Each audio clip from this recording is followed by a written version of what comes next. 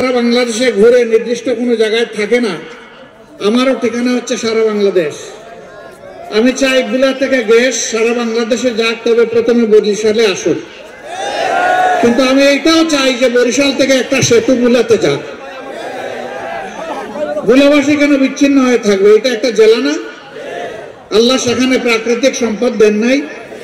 বুলাবাসীর কোনো অবদান নাই এই বাংলাদেশের উন্নয়নে? আছে। তাহলে বরিশালের মানুষরা একটু কষ্ট পাবেন যদি এখান থেকে একটা ব্রিজ বুলা যায়, কারণ সেখানে আপনাদের আপনজন, আত্মীয় স্বজন, ভাই বোন সবাই আছে, আছে না? যদি নাও থাকে তবুও তারা তো বাংলাদেশের নাগরিক। অতএব সকল দাবির সাথে আমি আরেকটা দাবি যোগ করলাম যে বুলাকে মূল ভূখণ্ডের সাথে ব্রিজ দিয়ে সংযুক্ত করতে হবে ইনশাআল্লাহ। এখন এই দাবি বাস্তবায়ন করবে কে? বাস্তবায়নের সব দাবি দায়িত্ব আমাকে দিয়ে গেছেন বাবর সাহেব। এতদিন আপনারা বসে থাকবেন না। আমি বর্তমান সরকারের কাছে দাবি করব যে এই বরিশালের অনেক সমস্যার সমাধান হয়েছে, এটা আমরা স্বীকার করি, কিন্তু যে বিষয়গুলোর সমাধান হয় নাই সেইগুলো অগ্রাধিকারের ভিত্তিতে উদ্যোগ নিতে হবে। তারা উদ্যোগ নিয়ে শেষ না করতে পারলে পরবর্তী সরকার এসে শেষ করবে, কিন্তু আমরা চাই যে উদ্যোগটা তাদের হাতে হোক। বুলার জন্য আমি যে দাবিটা করলাম, হয়তো বুলার জনগণের আরো অনেক দাবি আছে, কিন্তু আমার কাছে মনে হয়েছে এটি একটি মৌলিক দাবি। যে জায়গার যোগাযোগ যত উন্নত সেই সমাজ তত উন্নত হয়। আমরা বুলাকে উন্নত একটা জেলা হিসেবে দেখতে চাই, পুরা বরিশাল বিভাগকে আমরা উন্নত বিভাগ হিসেবে দেখতে চাই। আমরা চাই, একসময় বলা হতো ধান নদী খাল, এই তিনে বরিশাল। আমরা এখন চাই যে ধান নদী খালের সাথে আরেকটা থালা এখানে জন্ম নেক, যেটা সোনার তালা হবে ইনশাআল্লাহ। উন্নয়নের জন্য যেখানে পানি সম্পদের উন্নয়ন দরকার সেটা হোক, যেখানে ভূমির উন্নয়ন দরকার ওটা হোক, যেখানে যোগাযোগের উন্নয়ন দরকার সেটা হোক, এবং উন্নয়নটা বৈষম্যহীনভাবে সমান্তরালভাবে এগিয়ে যাক। দাবি দেওয়ার ব্যাপারে কথা বলে এখন জানতে ইচ্ছা করে আপনারা কেমন আছেন। বলবেন যে যেভাবে খুশি করেছেন এখন আর আলহামদুলিল্লাহ না বলে উপায় আছে, কারণ আমাদের দাবিগুলো আপনি একমত হয়েছেন। হ্যাঁ, আমি আপনাদেরকে এই কথা দিতে পারি, আল্লাহ রাব্বুল আলামিন যদি এই জমিনের মানুষের খেদমত করার সুযোগ আমাদেরকে দেন, তাহলে আজকে যে দাবিগুলো আপনারা করলেন আমরা ইনসাফ এবং অগ্রাধিকারের ভিত্তিতে ইনশাআল্লাহ আমাদের সামর্থ্য অনুযায়ী, সর্বোচ্চ সামর্থ্য অনুযায়ী গুরুত্ব দিয়ে তা করবো। এখন আমরা গেলাম না ক্ষমতায়, আল্লাহর ইচ্ছা হলো না, জনগণের ভালোবাসা একটু কম পেয়ে আমরা হয়তো বা অপোজিশন গ্যালারিতে বসলাম, তখন কি হবে? ইয়েস, তখন এই দাবিগুলো আদায়ের জন্য আপনাদের যে আওয়াজ উঠবে, আপনাদের আওয়াজের সাথে আমাদের গলা মিলে যাবে ইনশাআল্লাহ। এই দাবি আদায়ে আপনাদের হাত যখন উঠবে তখন তার সাথে ইনশাআল্লাহ আমাদের হাত উঠবে। দাবিগুলা পরিপূর্ণভাবে আদায় না হওয়া পর্যন্ত আপনাদের সাথে আমরা থাকব। প্রিয় বরিশালবাসী, বাংলাদেশ আমাদের সকলের জন্মভূমি। মুসলমান, হিন্দু, বৌদ্ধ, খ্রিস্টান, এই চার ধর্মের লোকেরা মিলেমিশে যুগ যুগ ধরে এখানে আমরা বসবাস করি। আমাদের মধ্যে ধর্মীয় সম্প্রীতি আছে, সামাজিক সম্প্রীতি আছে, কিন্তু একটা গোষ্ঠী বাংলাদেশকে 23.5 বছর শাসন করেছে বিভিন্ন পর্বে। তারাই বাংলাদেশকে এক থাকতে দেয়নি, জনগণকে ভাগ ভাগ, টুকরা টুকরা বিভক্ত করেছে। মুক্তিযুদ্ধের পক্ষ বিপক্ষ, মেজরিটি মাইনরিটি, বিভিন্ন ধরনের ভাগে বিভক্ত করেছে। তারপরে নিজেদের দল, এটা এক জাত, এটা এক কম। এই জাতের বাইরে যারা আছে তাদের দৃষ্টিতে তারা কেউই আর জাতি না, তারা অন্য কিছু। আমরা আমাদের সন্তানদের সাথে কণ্ঠ মিলিয়ে রাস্তায় নেমেছিলাম ফ্যাসিজমকে বিদায় করার জন্য। 15.5 বছর আমরা দফায় দফায় আন্দোলন করেছি, সংগ্রাম করেছি। ফ্যাসিজম বিদায়ের হয়তো আমরা ভিত রচনা করেছি, কিন্তু রাজনৈতিক আন্দোলনের মাধ্যমে আমরা বিদায় করতে পারি নাই। ঠিক বললেন বড় আস্তে করে, কারণ আপনারা একটা দলের কর্মী, তাই এটাই সত্য।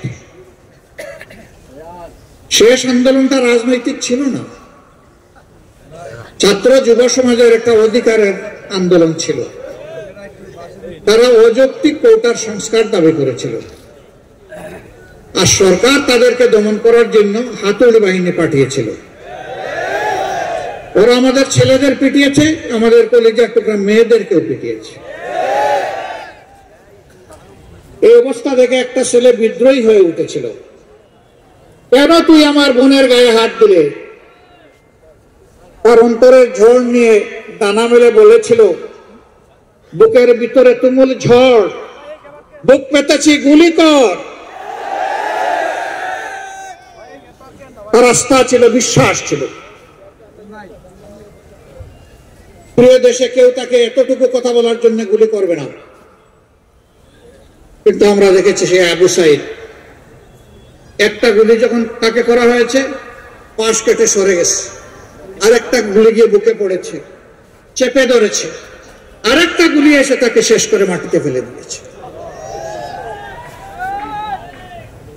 দুনিয়ায় মানুষের অধিকার আদায়ের জন্য অনেকেই মারা যায়, কিন্তু এরকম ডানা মেলে বুকে গুলিকে আলিঙ্গন করে আহ্বান জানিয়ে দুনিয়ার বুকে একমাত্র ব্যক্তি হচ্ছে আবু সাইদ। এই জন্য শুধু বাংলাদেশ নয়, সারা বিশ্ব তাকে মুক্তির মহানায়ক হিসাবে কবুল করেছে। আমরা এই সন্তানের জন্য গর্বিত। এই জন্য সর্বপ্রথম শহীদদের খোঁজখবর নিতে গিয়ে আমরা চেষ্টা করেছি শহীদ আবু সাইদের মা বাপের কাছে যেতে। আমরা তাদেরকে ধন্য করতে যাইনি, আমরা নিজেরা ধন্য হতে গিয়েছিলাম। কারণ এই মা বাবা বড়ই সৌভাগ্যবান যে তারা আবু সাইদের মতো সন্তানের জন্ম দিয়েছে। আমরা গিয়েছিলাম সম্মানিত হতে, আমরা গিয়েছিলাম তাদের কাছ থেকে দোয়া চাই যে আবু সাইদ যে জন্য লড়াই করে জীবন দিয়ে গেছে, এই লড়াইয়ের চূড়ান্ত বিজয় পর্যন্ত আমরাও যেন লড়াই চালিয়ে যেতে পারি, আমাদেরকে দোয়া করে দেন। আলহামদুলিল্লাহ, তারা দোয়া করে দিয়েছেন, আমাদের শক্তি অনেক বেড়ে গেছে। এই আন্দোলনে মুগ্ধ নামের একটা ছেলে রাস্তায় নেমেছিল যোদ্ধাদেরকে লড়াইয়ের ময়দানে পানি পান করানোর। পানি পান শেষ হওয়ার পরে সেও সামিল হয়ে গিয়েছিল। সে চিৎকার দিয়ে দিতে বলতো, ভাই পানি লাগবে, ভাই পানি। সেই ছেলেটাকেও গুলি করে শেষ করে দিল। যুবতী সুমাইয়া ঢাকার নারায়ণগঞ্জের সাইনবোর্ডে দাঁড়িয়ে, নিজের বারান্দায় দাঁড়িয়ে বাইরের দৃশ্য দেখছিল, কি চলছে সেখানে। আকাশ থেকে, হেলিকপ্টার থেকে ছোড়া গুলি এসে তার বুক এফুর অফুর করে চলে গেল। 2-2.5 মাসের একটা বাচ্চা ছিল,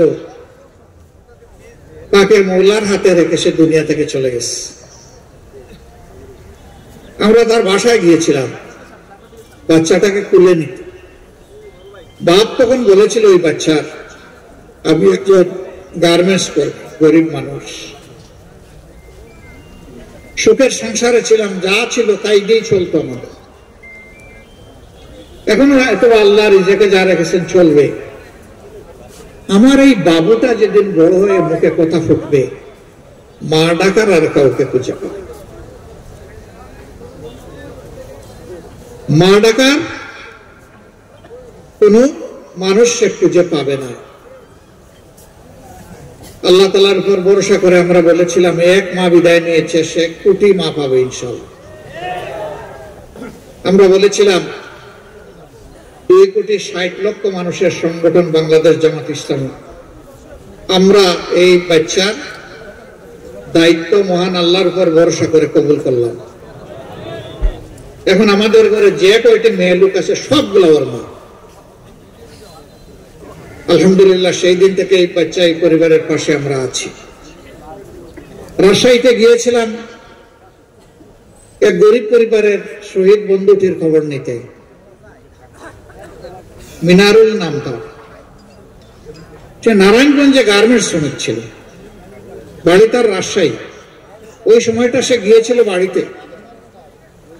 আন্দোলনের তুমুল উত্তাল সময়ে 3 তারিখ আগস্টের সে রাস্তায় নেমে যায়। 3 তারিখ লড়াই করে কিছু আহত হয়ে ঘুরে ফিরে আবার 4 তারিখ সকালে চলে যায় এবং শেষ পর্যন্ত লড়াই করতে করতে আল্লাহর দরবারে সে চলে গেল। আমরা তার পরিবারকে দেখতে গিয়েছিলাম, পরিবারের সদস্যরা এসেছিলেন। সবাইকে জিজ্ঞেস করার এক পর্যায়ে ওর স্ত্রীকে জিজ্ঞেস করলাম, মা তুমি কেমন আছো? বললো আলহামদুলিল্লাহ আমি ভালো আছি, বলেই কেঁদে দিলেন। এখন আর কিছু বলতে পারে না। অনেকক্ষণ পরে নিজেকে সামলিয়ে বলল, গরিবের সংসারে ভালোই ছিলাম, আল্লাহ তো আমার স্বামীকে নিয়ে গেলেন। আমি নিজে 6 মাসের অন্তঃসত্ত্বা, আমার গর্বের এই বাচ্চাটার কি হবে?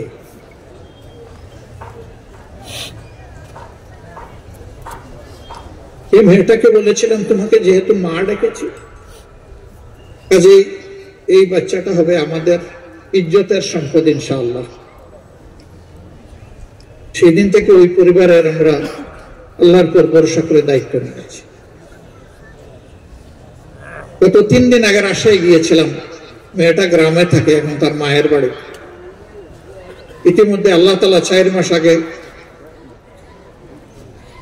একটা পুত্র সন্তান তাকে দান করেছে। মনের টানে তাকে দেখতে গিয়েছিলাম। গরিবের সংসারে তারা কোন সুরত গাদাগাদি করে বসবাস করে। আমরা তাকে আশ্বস্ত করেছি আমাদের সন্তানেরা, আমাদের নাতি নাতনিরা যেভাবে খাবে তারাও সেভাবে ইনশাল্লাহ খাবে। এরা যা পড়ে তারা তাই করবে। এই সন্তান এদের মতো এই শিক্ষা পাবে আগামীতে ইনশাল্লাহ। আল্লাহ তাকে তাইয়্যিব হায়াত দান করুন এবং বাপের মতো সেও যেন বীর যোদ্ধা হয়ে জাতির জন্য আমরা দোয়া করে এসেছি।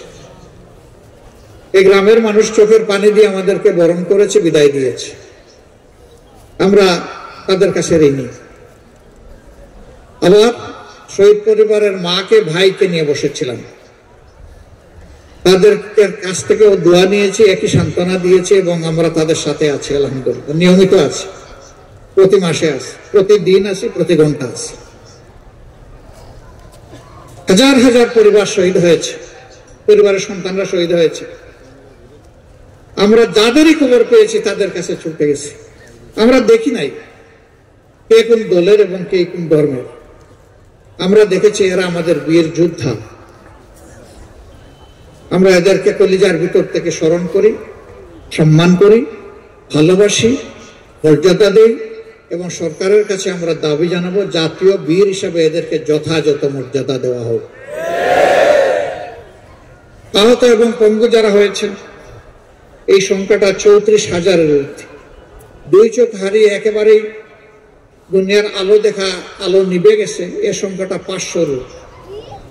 এর বাইরে 1 চোখ হারা 700-র। মেরুদণ্ডে বুলেট বিদ্ধ হয়ে অবচেতন হয়ে হাসপাতালের বেডে কিংবা নিজের বাড়িতে পড়ে আছেন, এই সংখ্যাটা 250-র ঊর্ধ্বে। এই যাদের কথা সবার শেষে বললাম তারা আর জীবনে 1 মিনিটের জন্য উঠে বসতে পারবে না, দাঁড়ানো তো অসম্ভব, হাঁটা একেবারেই অকল্পনীয়। তারা এখন জিন্দা শহীদ। সবাই দোয়া করবেন আল্লাহ তাআলা নিজেই যেন এদের অভিভাবক হন। আল্লাহ যেন এদেরকে সান্ত্বনার হাত তাদের সিনার উপর বুলিয়ে দেন। সম্মানিত ভাইরা, এত এত ঘটনা কেন ঘটল? একটা দল এবং একজন ব্যক্তির রাক্ষসে মানসিকতার কারণে ঘটছে। তারা ক্ষমতার রাক্ষস, তারা অর্থের রাক্ষস, তারা দাম্ভিক ছিলেন, বড় অহংকারী ছিলেন, মানুষকে বিভিন্ন দলকে বড় তুচ্ছ তাচ্ছিল্য করতেন। তারা মানুষ বলে কাউকে সম্মান দিতেন না। দুনিয়ার কিছুটা পাওনা তারা পেয়েছেন, কিছুটা বাকি আছে।